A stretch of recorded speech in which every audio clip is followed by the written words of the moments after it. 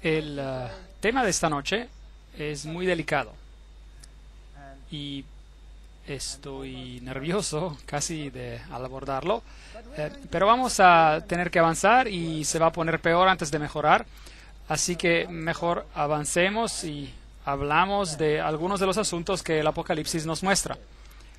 Ustedes saben que tenemos miedo de hablar de lo que dice el libro de Apocalipsis, pero por otro lado, personalmente, yo estoy muy agradecido que el libro habla de estas cosas, porque yo mismo he sido atrapado en muchos de esos engaños. Y estoy tan agradecido a Dios por haber dicho estas cosas y permitirnos tomar la decisión de romper las cadenas que nos atan a todo este grupo de extrañas doctrinas que damos por sentadas porque no conocemos nada más. La sencillez de conocer a Jesucristo y a Él crucificado para muchos es algo desconocido. Y si supiéramos qué gran amigo tenemos y cuán accesible es Él y lo simple que es encontrarlo, nos ahorraríamos muchas lágrimas y penas. Bueno, ¿quién es esta bestia del abismo y dónde leemos acerca de ella?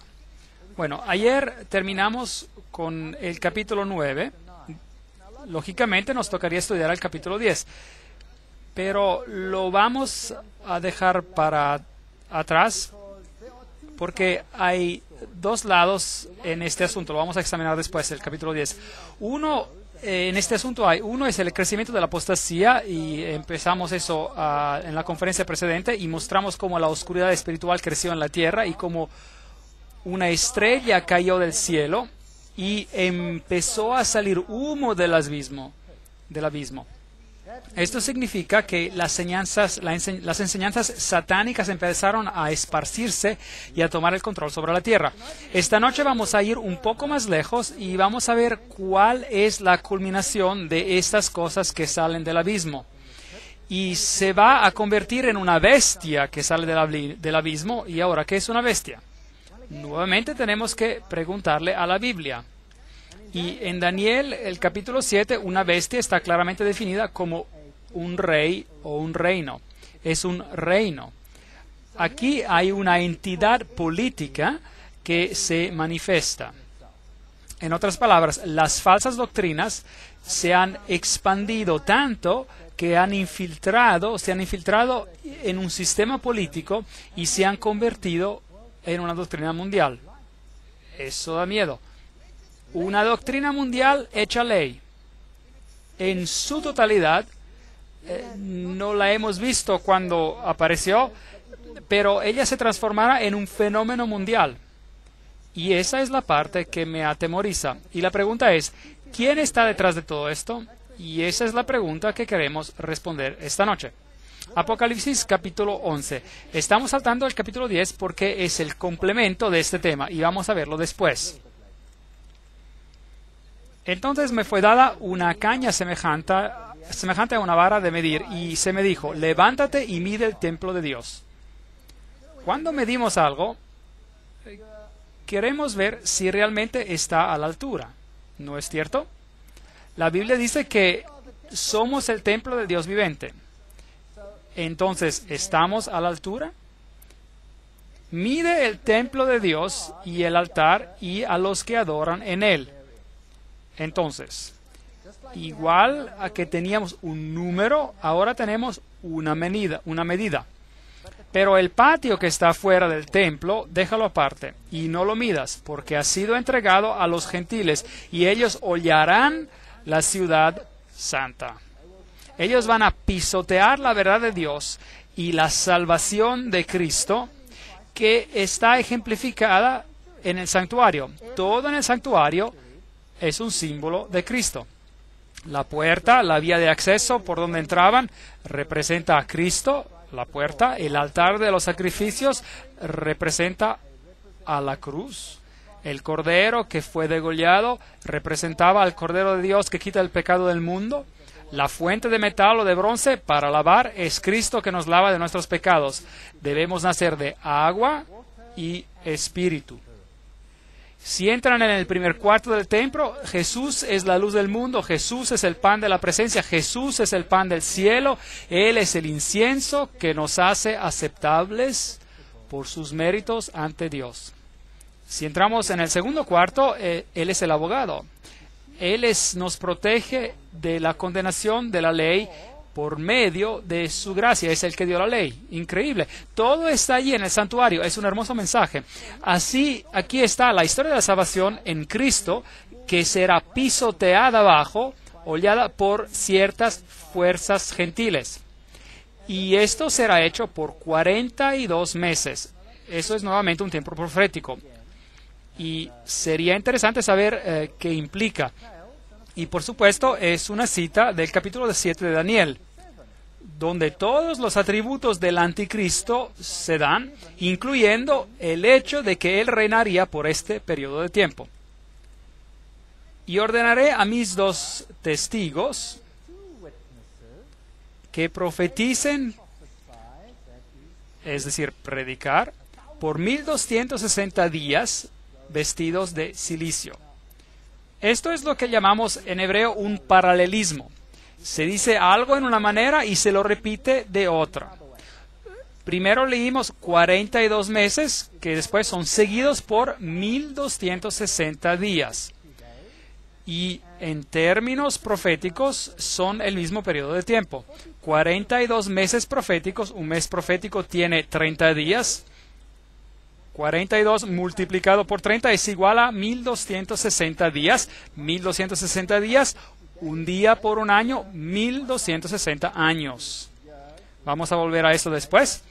Este es el periodo donde el santuario será pisoteado, hollado y también el pueblo de Dios con él. Ahora, ¿quiénes son estos 2 testigos que van a defender lo que Dios tiene que decir? Estos testigos son 2 olivos y los 2 candelabros, las luces, que están en pie delante del Dios de la tierra. Si alguno quiere dañarlos, tomen nota de esto, si alguno quiere dañarlos, sale fuego de la boca de ellos y devora a sus enemigos. Y si alguno quiere hacerles daños, debe morir él de la misma manera. No se metan con estos 2 olivos. No se metan con estos 2 candelabros. Bueno, sería interesante saber quiénes son, ¿no es verdad? Primero veamos el tiempo profético. Hay una clave para interpretar el principio del día-año y encontramos que el tiempo del reinado del cuerno pequeño de Daniel 7, donde dice, serán entregados en sus manos, esos son los santos del Altísimo, por un tiempo, tiempos y medio tiempo. Y esos son 3 años y medio proféticos, o 42 meses, o 1260 días. Vamos a ver el paralelismo en unos instantes. Y calcular el tiempo de este periodo profético se hace simple si tomamos en cuenta este punto. Un tiempo era un año. En algunas traducciones modernas, de hecho, ya se dice 3 años y medio. Esto es 360 días. Y podemos ver en el comentario al margen de Daniel 4:16 y en Daniel 11:13 en la versión inglesa de la King James, y dice: el tiempo profético o año tiene 360 días, un año significa un día o un tiempo significa un año en la profecía bíblica. Encontrarán ese comentario en la versión inglesa. Entonces, sumamos esto y nos da 1260 días, y pueden también buscar en Números 14:34 y en Ezequiel capítulo 4:6, donde dice: día por año te lo he dado. Bueno, pongamos a la prueba el principio que acabamos de describir. Entonces, estos son 1260 años literales.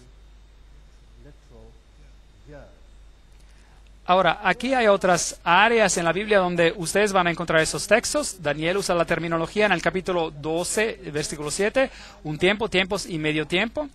En Apocalipsis 11:2, 42 meses. En Apocalipsis 11:3, 1260 días. En Apocalipsis 12:6, 1260 días. En Apocalipsis 12:14, un tiempo, tiempos y medio tiempo. En Apocalipsis 13:5, 42 meses. Todos refiriéndose al mismo periodo de tiempo. Se los voy a mostrar nuevamente en un momento. Ahora, los 10 reinos de Roma, que salieron de Roma, fueron establecidos en el año 476 después de Cristo. Y en Daniel se nos dice que el poder que tendría control sobre el pueblo de Dios aparecería después del establecimiento de los 10 reinos. En otras palabras, después de que la Roma occidental se dividiera en 10. Este periodo es muy interesante porque después de este periodo, en el año 538 después de Cristo, el reinado del papado empezó de acuerdo al decreto justiniano, que decía que el papado corregiría las herejías y que sería la cabeza de todas las iglesias. Así que aquí tenemos un escenario de Estado-Iglesia. Si añadido a esta fecha, 1260 años, llegamos a una fecha interesante, el 1798. Veamos otra vez este periodo de tiempo nuevamente. Daniel 7:25, tiempo y tiempos y medio tiempo. Daniel 12:7, tiempo, tiempos y medio tiempo. Apocalipsis 11:2, 42 meses. Apocalipsis 11:3, 1260 días. Apocalipsis 12:6, 1260 días. Apocalipsis 12:14, tiempo y tiempos y medio tiempo. Y Apocalipsis 13:5, 42 meses. ¿Piensan que Dios está en serio cuando nos habla sobre este periodo de tiempo? Parece que sí. Quiere que sepamos sobre este periodo de tiempo. Y podemos encontrar en la Biblia que todos estos periodos significan lo mismo, gracias al paralelismo hebreo. Por ejemplo, en el libro de Apocalipsis dice: una mujer, un desierto, 1260 días. En otro versículo dirá: una mujer, un desierto, 42 meses. En otro lugar dice 3 años y medio. Y podemos ver que se aplica a la misma cosa. Es una profecía muy, muy importante. Ahora, en el 1798 algo interesante ocurrió. Berthier, el general francés, marchó hacia Roma bajo las órdenes de Napoleón y arrestó al Papa y declaró el fin del papado. Declaró su fin. Ahora, es importante notar que el papado era una entidad política. Y si tomamos la definición de Daniel al capítulo 7, que una entidad política es llamada una bestia, los reinos que vistes, las 4 bestias, son 4 reinos que saldrán de la tierra, así dice el texto. Y si acabas con ese poder político, entonces esa bestia muere, figurativamente. Es interesante que acerca de este poder en particular, hay otro versículo interesante en Apocalipsis que dice que este poder parece tener una herida mortal, pero la herida mortal fue sanada. En otras palabras, muere, pero regresa a la vida. Y este poder fue restituido como entidad política en el 1929, cuando Mussolini le otorgó nuevamente el Estado papal y la autonomía al Vaticano. Aquí hay una bestia, es decir, una entidad política, de hecho político-religiosa, que recibió una herida mortal, pero ella después crece y regresa. Y existen varias cosas interesantes en el libro de Apocalipsis sobre esto. Pero veamos sobre esta herida mortal. El 21 de febrero de 1798, el Papa Pío VI fue destronado por Napoleón. Su anillo fue arrancado de su dedo, que era el símbolo de su poder, y él murió en exilio. Esa fue la herida mortal. En el diciembre de 1804, el Papa Pío presenció a Napoleón coronarse como emperador. Aquí estaba un papa sin entidad política para gobernar, se le había sido arrebatada. En 1808, Napoleón tomó el Estado del Vaticano y confiscó todo el Estado Vaticano. En 1848, Mazzini ataca a Roma y el Papa Pío IX es exiliado. Fue restaurado en 1850, pero había perdido todo el Estado papal. Por lo tanto, ya no existía una entidad política. Aquí está la herida mortal. El tiempo es sorprendente. 538, él asciende al trono bajo la protección del Imperio Romano Oriental, bajo el mismo emperador que lo protege, y asume la autoridad del decreto justiniano. 1260 días proféticos después, el poder político llega a su fin. Interesante. Inmediatamente, Napoleón declara la libertad religiosa el 30 de mayo de 1806, y así que tenemos un poder que gobernó sobre el pueblo de Dios por un periodo de tiempo a nivel político, ordenándole a otras fuerzas políticas lo que debían hacer con los que no estaban de acuerdo con los disidentes. Ven, Roma nunca mató a nadie, nunca. La Inquisición estaba dirigida por los jesuitas y después por los dominicanos. Pero los jesuitas fueron los inquisidores originales, y si ellos encontraban a alguien culpable, se lo entregaban al Estado para que lo mate. Así es como funcionaba. Ahora, ¿quiénes son los dos testigos que atestiguaban en silicio durante este periodo? Mis dos testigos, estos son los dos olivos y los dos candelabros que están de pie delante del Dios de la tierra. A propósito, ¿la Iglesia romana suprimió las escrituras durante el periodo que reinó? ¿Sí o no? Sí. Yo fui católico, era un pecado mortal leer la Biblia. Era un pecado mortal. Después del año 1962, esto fue rescindido y cambiado, y vamos a ver por qué. Un asunto muy interesante, y vamos a hablar de eso en una siguiente conferencia. Entonces, ¿quiénes son estos dos testigos? ¿Podrán ser a lo mejor las Escrituras, el Antiguo y el Nuevo Testamento? ¿Es posible? Vamos a Zacarías y veamos si podemos encontrar una respuesta. Zacarías capítulo 4:1. Volvió el ángel que hablaba conmigo y me despertó como un hombre que es despertado de un sueño y me dijo, ¿qué ves? Y respondí, he mirado y he aquí un candelabro.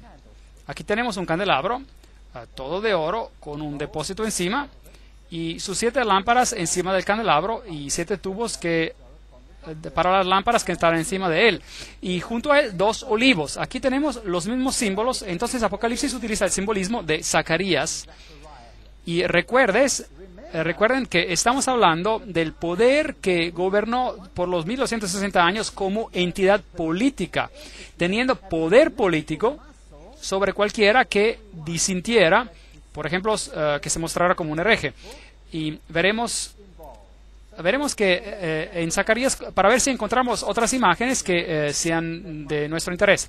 Encontramos los candelabros que también se mencionan en Apocalipsis. También encontramos los 2 olivos mencionados en Apocalipsis. El uno a la derecha del depósito y el otro a su izquierda.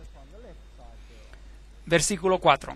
Proseguí y hablé diciendo a aquel ángel que hablaba conmigo, ¿qué es esto, Señor mío? Bueno, eso es lo que nos estamos preguntando nosotros también. Entonces tal vez encontremos la respuesta. Y el ángel que hablaba conmigo respondió y me dijo, ¿no sabes qué es esto? Y yo dije, no, Señor mío, De la misma manera que responderíamos nosotros, ¿qué es esto, Señor? Entonces respondió y me habló diciendo, esta es la palabra de Jehová a Zorobabel que dice, y después le da el mensaje que tiene que dar. Entonces, ¿qué son los dos olivos y los candelabros?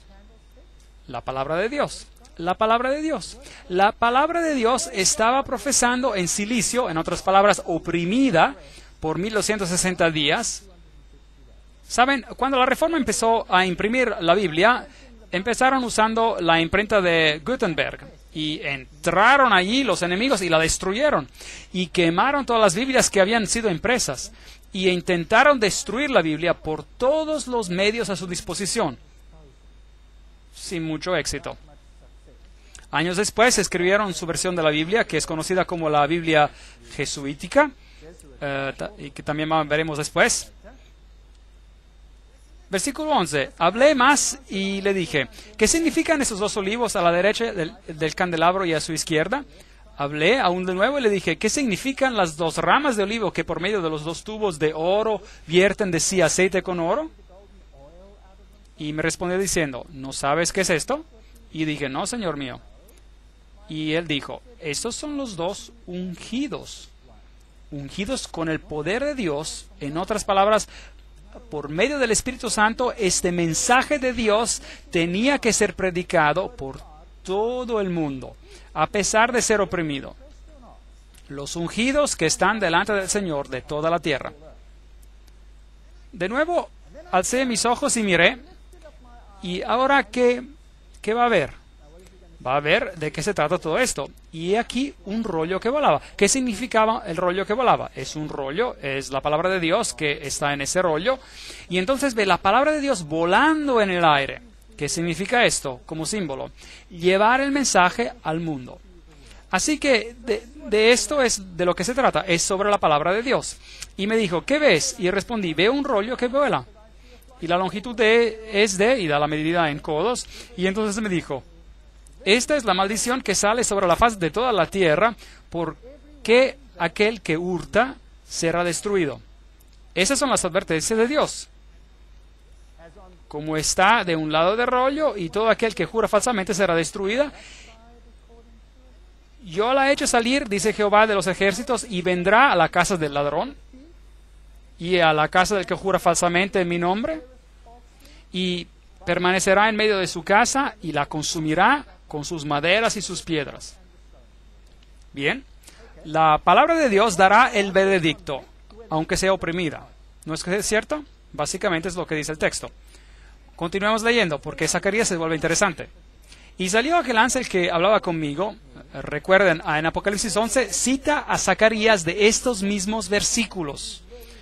Y obtenemos mayor información. ¿Qué les dije al principio? A la ley y al testimonio. Estamos ahora excavando en el testimonio, excavando para ver qué han dicho otros profetas y si está en armonía con lo que estamos viendo aquí. Y me dijo, alza ahora tus ojos y mira qué es esto que sale. Y dije, ¿qué es? Y él dijo, este es un efa. Interesante, que sale. Ahora sí se pone interesante. ¿Qué es un efa? Un efa era una medida. Era una medida estándar para medir la harina, por ejemplo. En el libro de Apocalipsis, ¿no encontramos alguna forma de medida, sí o no? Claro. Entonces tenemos aquí otra medida que está ocurriendo. Tenemos la medida estándar. Obviamente, el estándar de lo que está para el bien y el mal. Lo incorrecto y correcto. Pero aquí hay un estándar interesante que se ha planteado. ¿Qué es? Y él dijo, este es un efa que sale. Y además dijo, esta es la iniquidad de ellos en toda la tierra. Este es el estándar, es lo que vamos a ver sobre toda la tierra. Y he aquí, levantaron la tapa de plomo. Ven que el efa tiene una tapa pesada. Y esa tapa aquí es muy pesada. Estaba hecha de plomo. Y entonces él levantó la tapa y miró adentro del efa, que representaba la medida estándar. ¿Y qué ve adentro? Ve una mujer sentada en medio de aquel efa. Eso es interesante. ¿Qué representa una mujer en la Biblia? Es una iglesia. Es una iglesia. Entonces, hay una iglesia apóstata en esta tierra y hay una iglesia justa en esta tierra. Y en esta se sienta una mujer. Entonces, hay una medida, un estándar, una efa, que es instituido por una iglesia. ¿Tiene lógica esto? Sentada en medio de aquel efa, y él dijo, esta es la maldad. Esto es lo opuesto a lo que el rollo había anunciado. El rollo en un principio decía, te condenaré por mi palabra, si robas vas a saberlo, si haces esto o aquello, mi palabra te condenará. Pero aquí hay otro estándar sobre la tierra y es controlado por una iglesia diferente y es malvada. Y nos dice, es maldad. Y la echó dentro del efa y echó la masa de la tapa de plomo en la boca del efa. Esta mujer fue revelada por un tiempo y la tapa fue puesta sobre la boca otra vez. Esto sí que es interesante. ¿La Reforma reveló un estándar que no era bíblico? ¿Sí o no? Por supuesto que lo hizo. Y la tapa fue levantada y todos pudieron ver. ¿Y cómo llamó la Reforma a Roma? Directamente la llamaron el Anticristo. Y luego la tapa se volvió a su lugar. ¿Y qué dice la Reforma hoy? Públicamente, oficialmente, con todos sus sínodos. ¿Qué decidió el sínodo de los luteranos? En 1994, si no me equivoco. Esa es la fecha correcta. No será llamada más el Anticristo. Los seguidores de Calvino decidieron lo mismo. Todos decidieron lo mismo. Entonces, vuelve la tapa a su lugar. Alcé luego mis ojos y miré, y he aquí dos mujeres que salían y traían viento en sus alas y tenían alas como de cigüeña. Esas son malas noticias. Malas noticias. Porque la cigüeña es un ave inmunda. Y un ave en la Biblia es el símbolo de Espíritu Santo. Y aquí hay dos grupos que bajo el mando de un espíritu falso levantan el estándar con esa otra mujer en ella entre el cielo y la tierra. Dije al ángel que hablaba conmigo, ¿a dónde se llevan el efa? Es decir, el estándar. Y él me respondió, para que le sea edificada una casa en la tierra de Shinar, es decir, en Babilonia. Y cuando esté preparada, lo pondrán sobre su base. ¿Qué nos dice Zacarías? Es que otro estándar regirá sobre la tierra. Este estándar será establecido por una iglesia. Todos habrán visto que era maldad.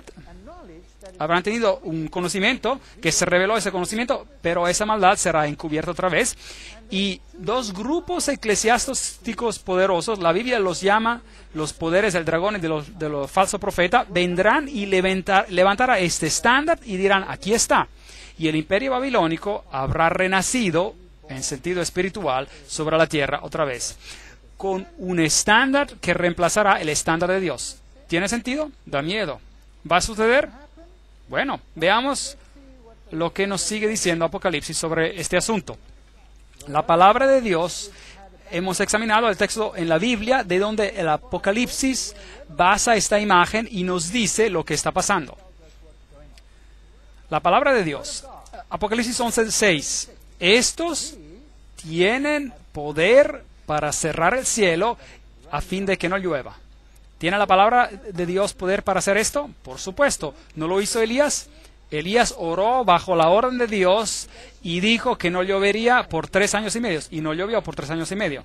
Interesante que este poder profético reina por 3 años y medio. No hay lluvia. ¿Qué significa en sentido espiritual? Una sequía por la palabra de Dios. Entonces hicieron guerra contra la palabra de Dios, no en los días de su profecía. Entonces había oscuridad espiritual que ya hemos visto antes. Y tienen poder sobre las aguas para convertirlas en sangre y para herir la tierra con todas plagas cuantas veces quieran. Increíble. Son malas noticias. Si quitan la palabra de Dios, nos metemos en problemas. Cuando hayan acabado su testimonio en silicio, la bestia que sube del abismo hará guerra contra ellos ¿cuándo terminarán su testimonio en silicio?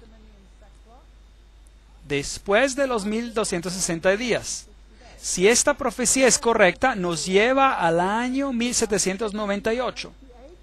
Y en ese periodo de tiempo, un poder saldrá de la tierra que tendrá como su blanco destruir a la palabra de Dios. Interesante. Entonces, después del año 1798, un poder aparecerá que tendrá como su blanco destruir a la palabra de Dios. Y esta bestia sale del abismo. Ahora, ¿quién estaba en el abismo antes? Bueno, la estrella que cayó del cielo, que hacía salir humo del abismo, sus doctrinas falsas esparciéndose por la tierra. Y ahora se está estableciendo como autoridad. Es el reino de Satanás creciendo sobre la tierra. Pero recuerden, Dios está mirando todo esto y permitiéndolo, y informándonos sobre esto. Y hará guerra contra ellos, y los vencerá y los matará. Debe pasar algo que hace que la palabra de Dios sea oficialmente rechazada. Pero aquí hay una implicación más profunda. Tiene que haber un reino que aparece y quiere oficialmente eliminar la palabra de Dios. Y sus cadáveres estarán en las plazas de la grande ciudad que en sentido espiritual se llama Sodoma y Egipto, donde también nuestro Señor fue crucificado. Ahora, nuestro Señor no fue crucificado en Sodoma y no fue crucificado en Egipto, por lo cual solo en la forma de su pueblo pudo haber sido crucificado. Tal vez exista una tipología, un símbolo que podemos encontrar. ¿Qué pasó alrededor del año 1798, por ese tiempo, donde hubo un ataque contra la palabra de Dios?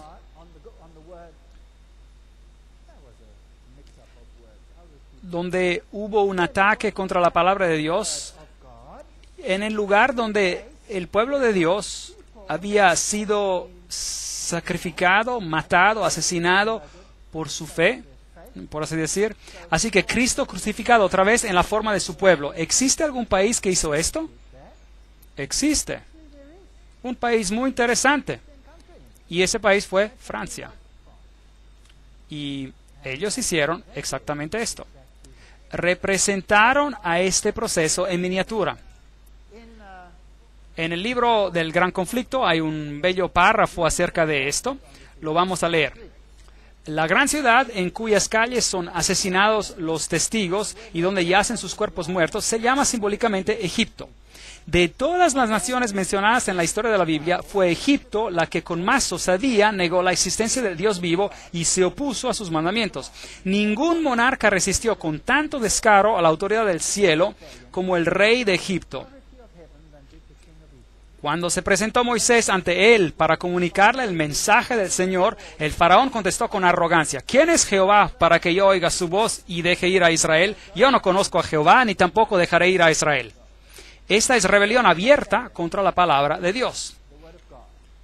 Continúa diciendo, esto es ateísmo. Y la nación representada por Egipto iba a oponerse de un modo parecido a la voluntad de Dios, del Dios vivo,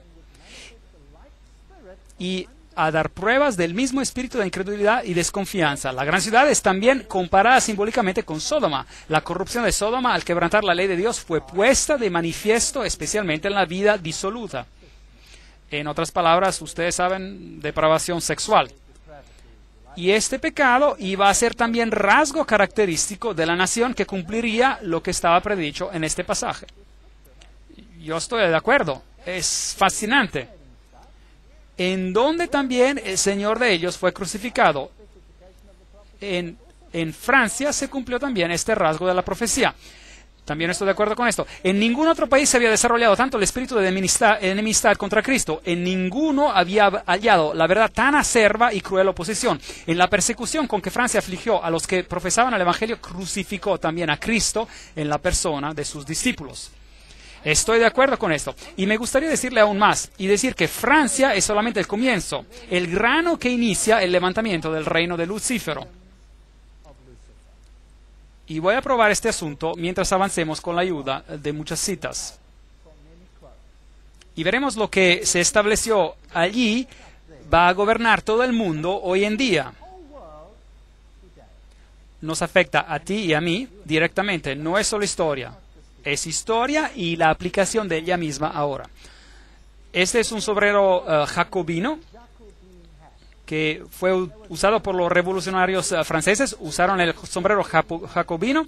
Y lo que significa este sombrero lo veremos en otra conferencia en detalle. En realidad es el sombrero de Mitra, es mitraísmo, culto al sol. Pero bueno, no se preocupen, lo vamos a ver después. Apocalipsis 11:7. Cuando hayan acabado su testimonio, la bestia que sube del abismo hará guerra contra ellos. Ahora, ¿qué pasó en Francia? Eso es el precursor, tomen nota. Lo que pasó en Francia es el precursor de lo que va a pasar en el mundo entero. Y eso da miedo. Y los vencerá y los matará. Francia, después de la Revolución Francesa, Francia hizo guerra contra la palabra de Dios. Apocalipsis 11:9. Y los de los pueblos, tribus, lenguas y naciones verán sus cadáveres por 3 días y medio. Tenemos aquí otro tiempo profético. 3 días y medio serían 3 años y medio. Y no permitirán que sean desepultados. Desde el 10 de noviembre de 1793 hasta el junio de 1797, hicieron eso. Prohibieron la Biblia. Por decreto oficial, prohibieron la Biblia. A los moradores de la tierra se regocijarán sobre ellos, sobre los 2 testigos, el Antiguo y el Nuevo Testamento, se alegrarán, se enviarán regalos unos a otros. ¿Hizo Francia eso? Sí, en realidad lo hizo. Porque estos 2 profetas, la Biblia, habían atormentado a los moradores de la tierra. En realidad, ellos simplemente creían que la Biblia los había atormentado. El pueblo creía. Pero alguien más creía que esta Biblia era un poder que tormentaba. Y les voy a mostrar esta noche cuál es ese poder que hizo guerra contra la Biblia.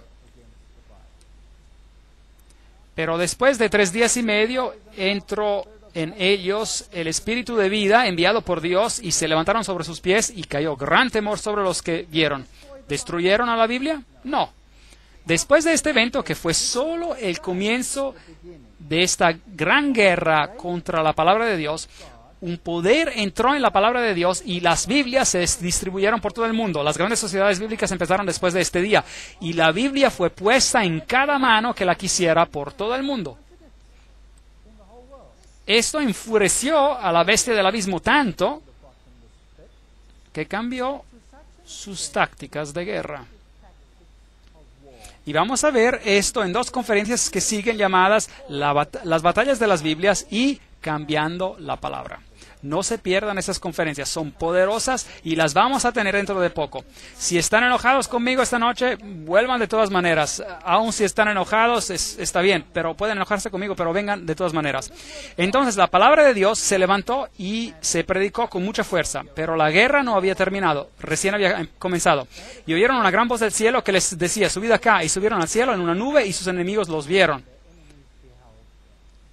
Y los enemigos, les digo, que odian a la palabra de Dios. En aquella hora hubo un gran terremoto y la 10ª parte de la ciudad se derrumbó. Obviamente refiriéndose a esta ciudad espiritual de Babilonia, que fue agitada por este resurgimiento del poder en la palabra de Dios. Y Satanás redobló sus esfuerzos para aplastarla de ahí en adelante. Y por el terreno murieron el número de 7,000 hombres, nuevamente es un número simbólico, y los demás se aterrorizaron y dieron gloria al Dios del cielo. Tomen nota, el segundo ay pasó. Y aquí el tercer ay viene pronto. Un ay es algo que hace imposible que la gente encuentre la verdad. El primer ay fue la destrucción física de las áreas de la cuna del cristianismo a través de poderes que estaban en contra de Cristo. Este ay ahora es un oscuramiento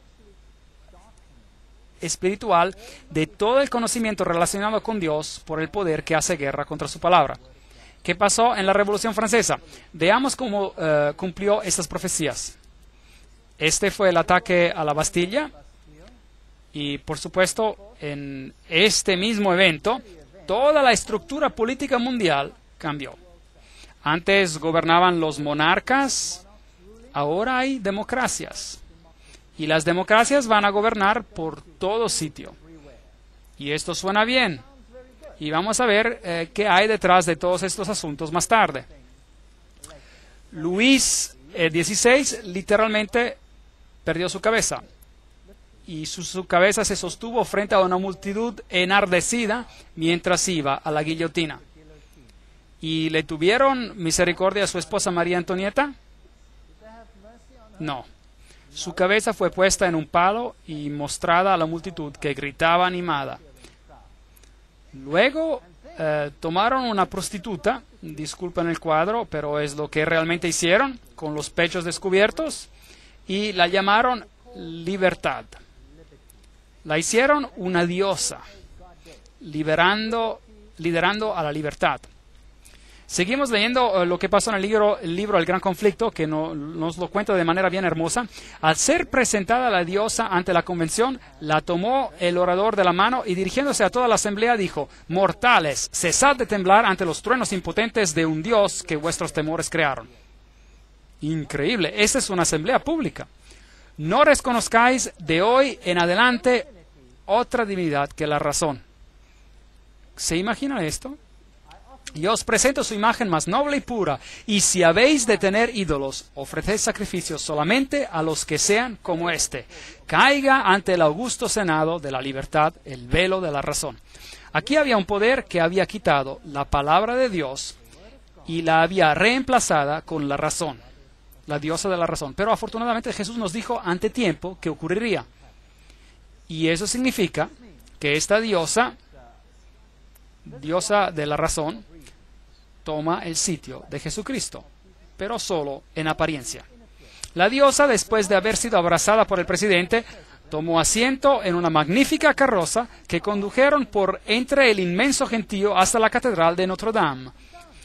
Así que hicieron esto oficial, para reemplazar a la deidad. La elevaron sobre el altar mayor y recibió la adoración de todos los que estaban presentes. Así que el gobierno adoró a esta dama. Así es como se hicieron las cosas. Fue llevada por las calles, puesta en un carruaje. Tenía el símbolo del sol que decía diosas de la razón. Ahí lo dice. Y fue entronada en Notre Dame.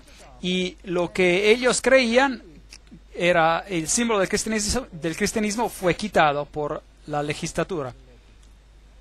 Y el Antiguo y el Nuevo Testamento fueron quemados. Y todos los libros religiosos fueron quemados en una pira funeraria y una nueva ley reemplazó la ley de Dios. ¿Podemos reemplazar la ley de Dios? Pienso que no. Ese rollo que vuela en el cielo, la palabra de Dios, nos convence del bien y del mal, nos mide de acuerdo a su propio estándar, sin importar si otra institución aplica otro estándar. ¿Correcto? Sí, claro que sí. Y hoy vamos a ver cómo esta batalla continúa, cómo un estándar se puso aparte y cómo la humanidad adoptó a otro estándar. Y que Dios nos ayude a decidir entre los dos estándares diferentes.